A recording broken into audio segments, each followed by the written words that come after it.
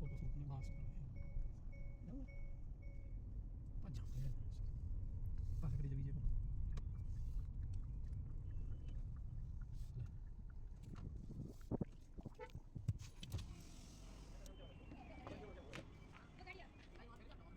भाई जाओ तेरे पूछ मार के आते मार के मस्त है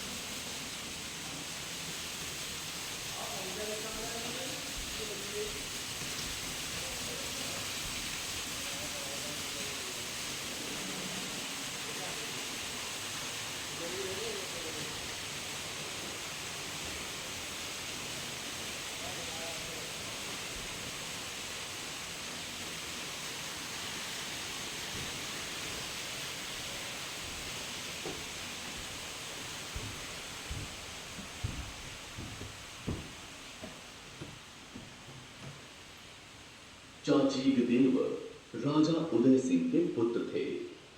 ये बहुत ही प्रतिभावान, दयावान, प्रजाहितेशी, दानवीर व दयालु भी थे और अच्छे इंसान थे। वह प्रजा की हर समस्या का समाधान करते थे। प्रजा ने कहा, हे राजन, आप महान हैं, आप कृपालु हैं, आप प्रजा के हितैषी हैं।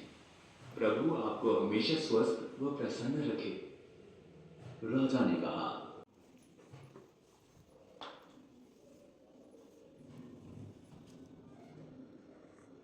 ये हैं ऋषि मुनि। इन्होंने भी सुंधा पर्वत पर कठिन तप किया व इस भूमि को पवित्र व पावन किया तथा सनातन ये स्पेशल शूटिंग के लिए बनाया है ओम भूर्भुवः स्वः तत्सवितुर्वरेण्यं भर्गो देवस्य धीमहि धियो यो नः प्रचोदयात्।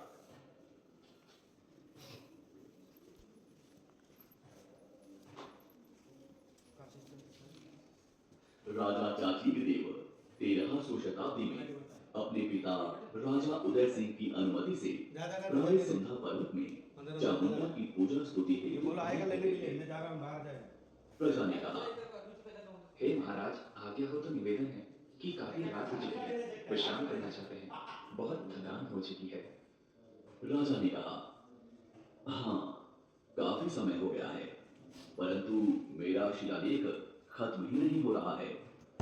प्रजा ने कहा, महाराज, आज्ञा हो तो एक बात पूछना चाह रहे थे कि आप ये शिलालेख क्यों लिखवा रहे हैं? राजा ने कहा, हाँ, बहुत ही उत्तम प्रश्न किया है। मैं शिलालेख इसलिए लिखवा रहा हूं ताकि आने वाली पीढ़ियों को मां चामुंडा के बारे में ज्ञात हो सके।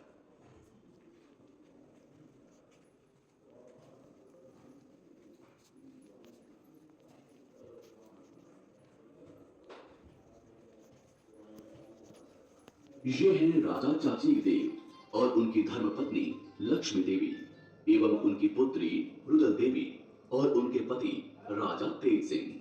रुदल देवी महान शिव भक्त थी। रुदल देवी ने ही सुंधा पर्वत पर भगवान शिव व मां चामुंडा की पूजा का प्रचलन शुरू किया। ये हैं राजा चाची देव और उनकी धर्मपत्नी लक्ष्मी देवी एवं उनकी पुत्री रुदल देवी और उनके पति राजा तेज सिंह। रुदल देवी महान शिव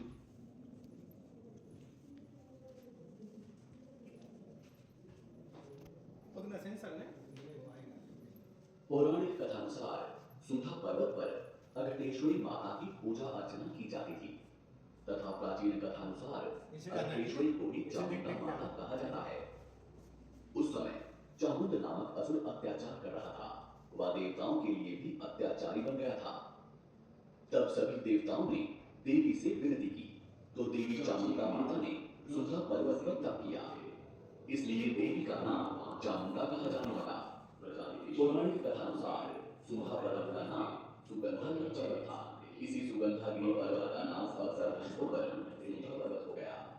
आदि शक्ति मां चामुंडा विराज कहा जाता है कि जगत जननी मां चामुंडा ने बकासुर नाग के दैत्य का वध करने के लिए किसी सुंधा पर्वत पर तपस्या करके सप्त शक्तियों के सहित चंद्रमाता, कात्यायनी, कालभद्री, महागौरी और सिद्धिदात्री। अब हम घनघोर अंधकार से भरे जंगल में धीरे धीरे प्रवेश कर रहे हैं। इस महाघनघोर भयावह जंगल में दुर्गा माता व बकासुर एवं आकासुर का युद्ध हुआ था।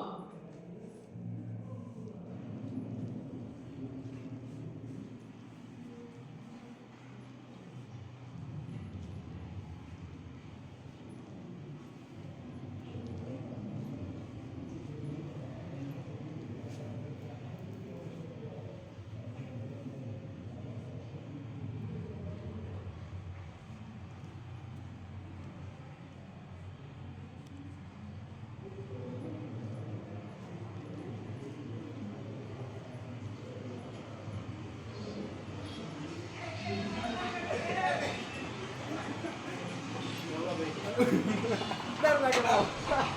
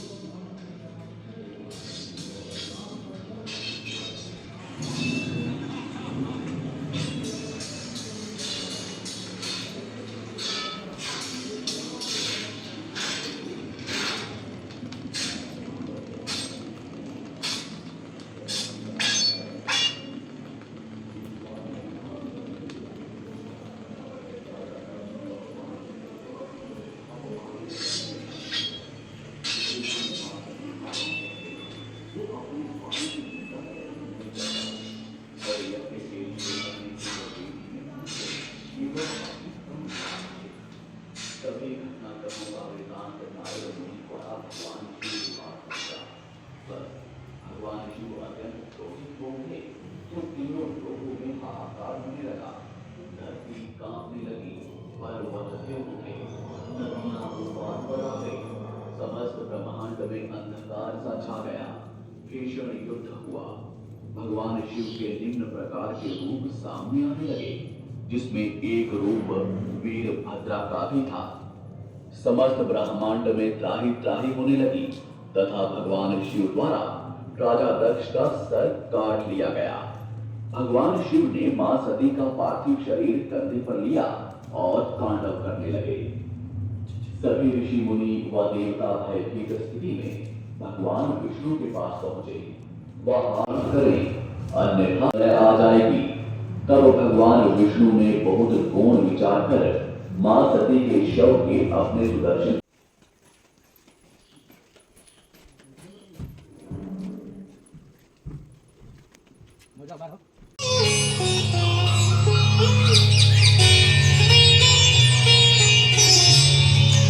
नारायण नारायण। आए हुए भक्तजनों को सादर प्रणाम। यहाँ तक पहुँचे भक्तों को माँ सती के 51 पीठों की स्थापना की कहानी के साक्षात दर्शन करवाए जाएंगे। जी हाँ, तो देर किस बात की, अपना संतुलन बनाकर रखें, क्योंकि पैरों तले जमीन खिसकने वाली है। इस उड़न खटोले में सवार हो और चले उसी युग में।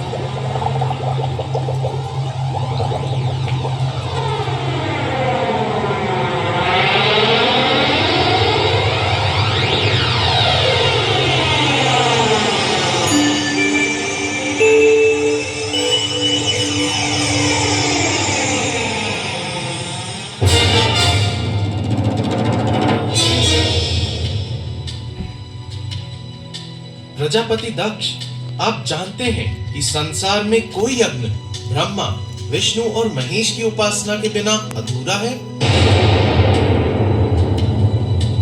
जब मेरे समक्ष संसार बनाने वाला ब्रह्मा और उसकी रक्षा करने वाला विष्णु विराजमान है, तो उसे उजाड़ने के लिए शिव को क्यों बुलाया जाए? अपनी स्वयं की पुत्री को न बुलाने की क्या वजह देंगे आप?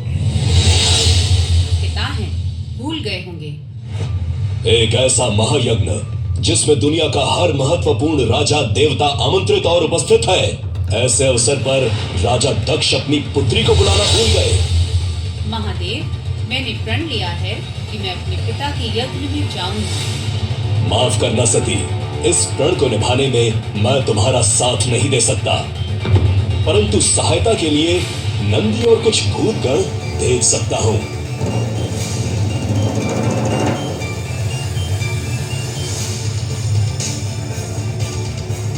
पिताश्री, आपने हमें आमंत्रित क्यों नहीं किया? मैंने तुम्हारे पति तक को आमंत्रित नहीं किया, तुम कैसे आ गई? आपकी पुत्री होने के हक से। मेरी पुत्री एक ऐसे घृणापूर्वक आदमी से वैवाहिक है जो शरीर पर राख मलकर गर्दन में सांप डालता है, वस्त्रों की जगह शेर की चमड़ी पहनता है। वो इन विश्व प्रसिद्ध राजाओं देवताओं के समक्ष बैठने के योग्य ही नहीं। आप देवताओं को स्मरण होगा कि महादेव के बिना कोई यज्ञ सफल नहीं हो सकता। तुम्हें आमंत्रित नहीं किया तो अपना अनादर देखने और लोगों के समक्ष अपना गौरव खोने तुम खुद ही चली आई। मेरे और शिव का अपमान करके आपने उनको धिक्कारा है जो इस मोह माया से परे हैं कि इस यज्ञ और मेरे धड़ के साथ आपका अहंकार भी भस्म हो जाए।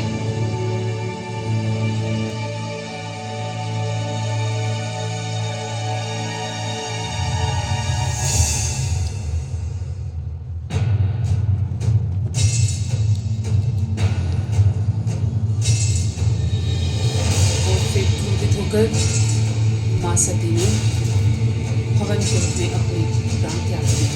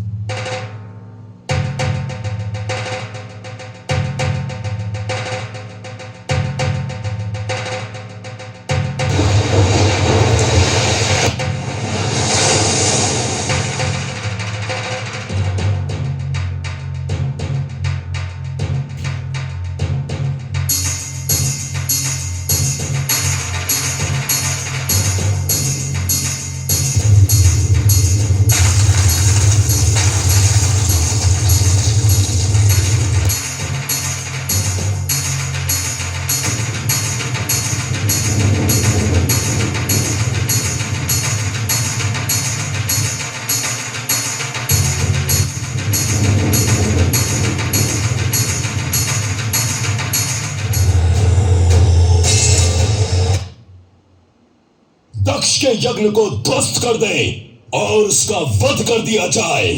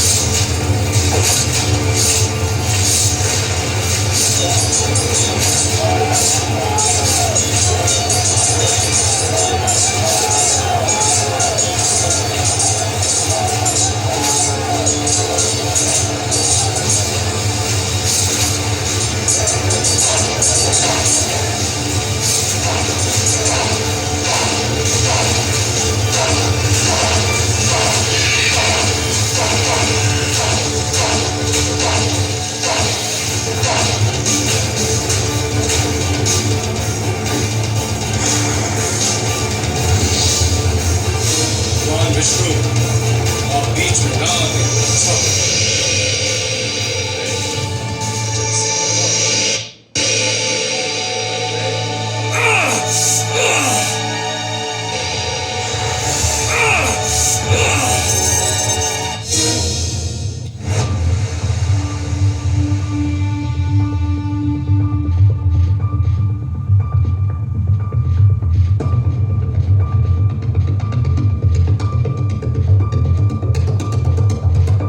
ये सृष्टि महादेव का क्रोध नहीं सह पाएगी। अगर महादेव की यही दशा रही तो धरती और संसार का। भगवान विष्णु, आपको ही कुछ करना होगा।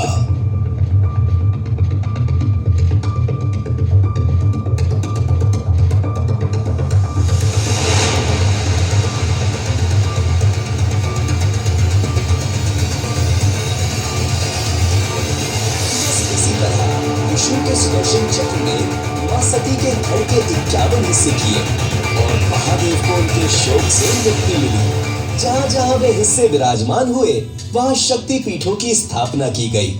सभी देवताओं ने महादेव से माफी मांगी और प्रार्थना की कि दक्ष को वापस जीवित कर उसका यज्ञ प्रारंभ और पूर्ण करवाया जाए। महादेव ने शांति पूर्वक सोचा और दक्ष के धड़ पर बकरी के सर का संश्लेषण कर उसको जीवित किया। ये था शिव तांडव का परिणाम मां सती दहन के पश्चात। इसी तरह हुई कथा की समाप्ति। अब यात्रीगण भक्तजन दर्शन के रास्ते प्रस्थान करें और मां सती प्रभु शिव का जाप करें। नारायण नारायण।